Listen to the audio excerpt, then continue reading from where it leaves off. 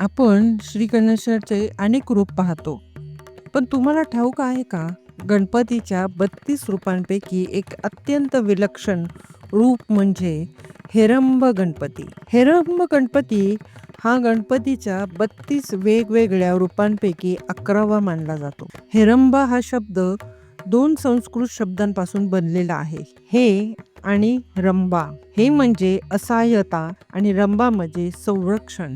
म्हणून हेरंब गणपती म्हणजे तो दयाळू परमेश्वर जो दुर्बल, असहाय्य आणि संकटात सापडलेल्यांचा रक्षण करता आहे. या गणेश रूपाची वैशिष्ट्य देखील अद्भुत आहेत. हेरंब गणपतीला 5 डोकी आणि 10 हात आहे आणि विशेष म्हणजे तो आपल्या मूषकावर नव्हे तर जंगलाचा राजा सिंहावर आरूढ आहे. त्यांच्या हातात असतात अनेक दिव्य चिन्हे, संरक्षण, अभयमुद्रा, तुटलेला दार, रुद्राक्ष माळ, गोड मोदक, एक फळ, फास, युद्धाची कुऱ्हाड, हातोडा आणि इच्छापूर्तीची मुद्रा.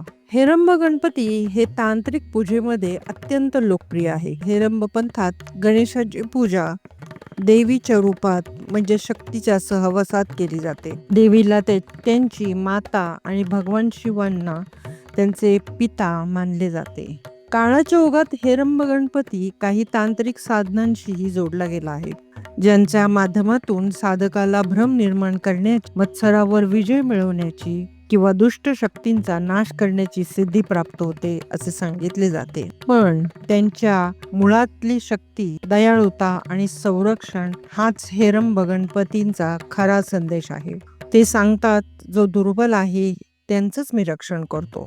आपण सर्वांनी या रूपाचं स्मरण केलं तर जीवनातील भीती आणि असहाय्यता दूर होईल आणि आपल्या अंतःकरणात निर्माण होईल हेरंब शक्ती आणि कृपा.